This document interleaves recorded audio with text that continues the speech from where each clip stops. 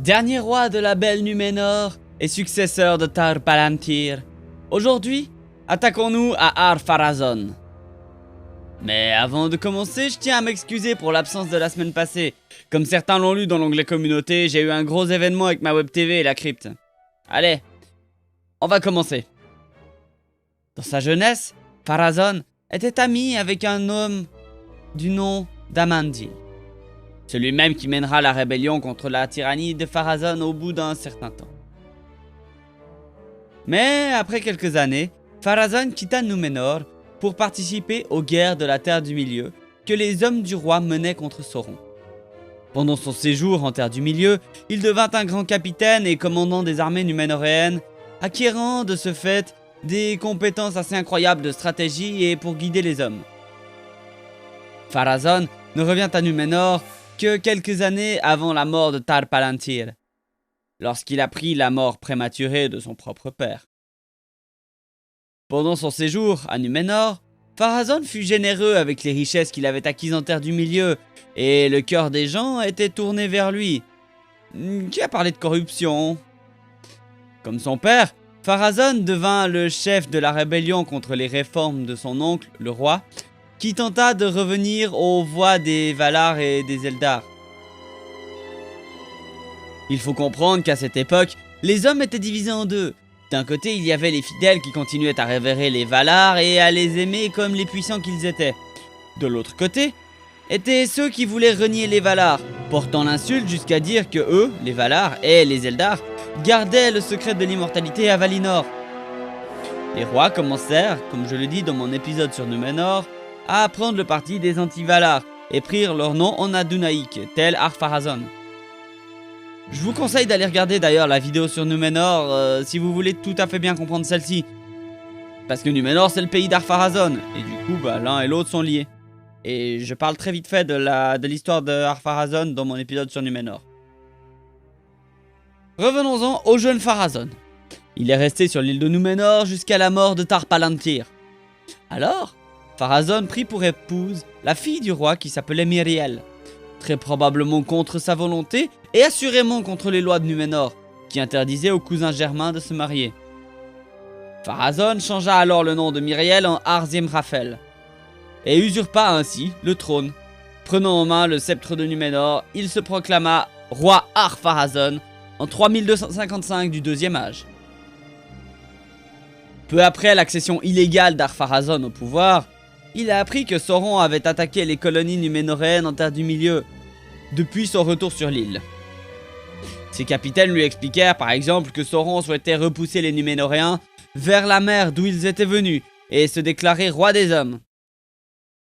Ils ont également dit à Ar-Pharazôn que Sauron souhaitait détruire Numénor lui-même si c'était possible. Ar-Pharazôn se mit très en colère en apprenant cette nouvelle, et il décida de revendiquer lui-même le titre de roi des hommes à la place, et de faire de Sauron son serviteur. Pour ce faire, il passa 5 ans à préparer une grande armée. En 3261, il lança la flotte numénoréenne et débarqua au port d'Umbar, au sud de Mordor. Et là, Ar-Pharazôn et son armée marchèrent vers le nord, jusqu'au fief de Sauron. Dans son arrogance, Ar-Pharazôn humilia Sauron, dont les serviteurs avaient fui devant l'armée gigantesque de Numénor. Le roi dépouilla Sauron de ses titres et décréta qu'il serait pris en otage par Numénor, pour empêcher ses serviteurs de harceler les Numénoréens de la Terre du Milieu. Sauron agit comme si cette décision le consternait, mais en fait, elle faisait plutôt avancer ses plans de destruction d'Ar-Pharazôn et des Numénoréens en représailles à cette humiliation. Donc Sauron se laissa conduire à Numénor par l'armée d'Ar-Pharazôn.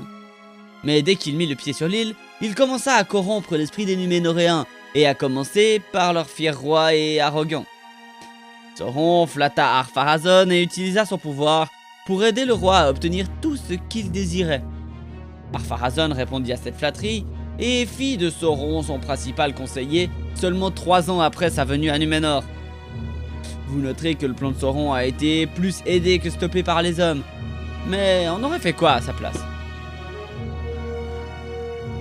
Sauron a donc enseigné beaucoup de choses aux habitants de Numénor, et dans la plupart de ses discours, il s'est élevé contre les Valar, que la plupart des Numénoréens craignaient et détestaient déjà. Mais finalement, les enseignements du Maya commencèrent à se concentrer davantage sur les ténèbres.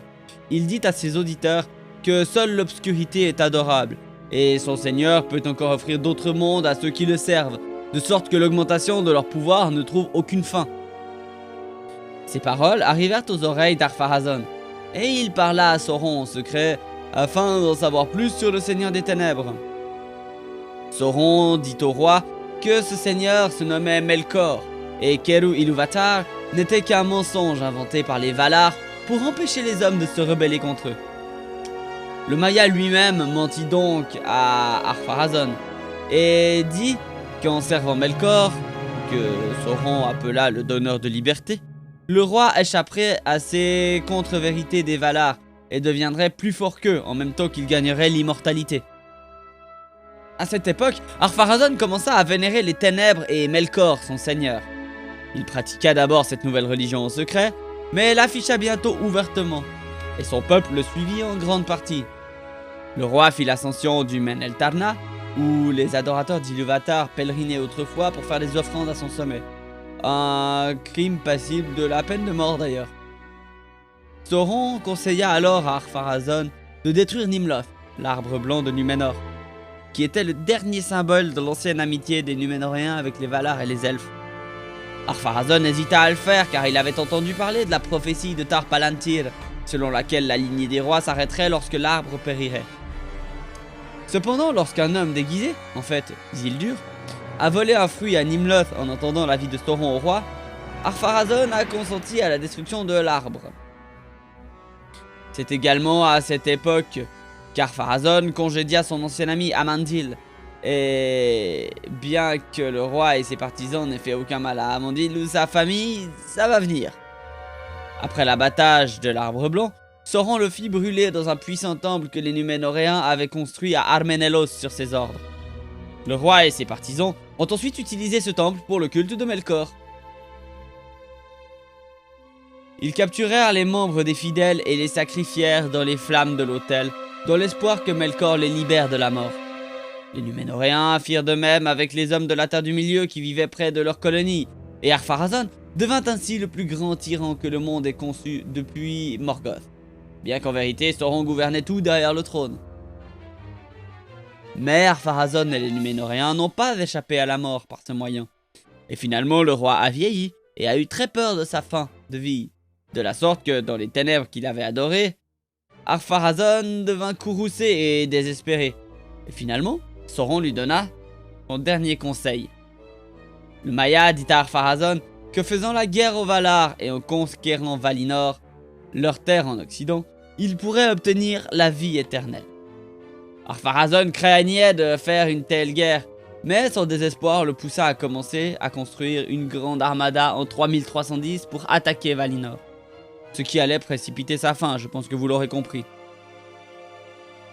Pendant la construction de cette armada, les Valar ont envoyé des avertissements aux Núménoréens sous la forme d'orages terribles et de nuages en forme d'aigle, et le sol s'est mis à gémir et à trembler. Mais ces signaux ne firent qu'endurcir encore plus le cœur du roi et de son peuple. Et Ar-Pharazôn, à l'instigation de Sauron, proclama « Les seigneurs de l'Ouest ont comploté contre nous. Ils frappent les premiers, le prochain coup sera le nôtre. » Sortons un peu de l'histoire pour regarder un petit fait amusant. Analysons les effets que Núménor ressent. Tremblements de terre, orages violents et gémissements de la terre entre autres. Couplé au climat fertile de l'île de Núménor, on peut en déduire que le Men-Eltarna était en fait un volcan sur le point d'exploser violemment. Mais revenons-en à l'histoire. 9 ans après le début des préparatifs de guerre, la grande flotte est achevée, et Ar-Pharazôn se rendit à l'ouest de Núménor où la flotte était au mouillage. Et il embarqua sur son puissant navire, l'Alcarandas, il s'assit sur son trône, tout d'or dans son armure, et fit signe de lever l'ancre.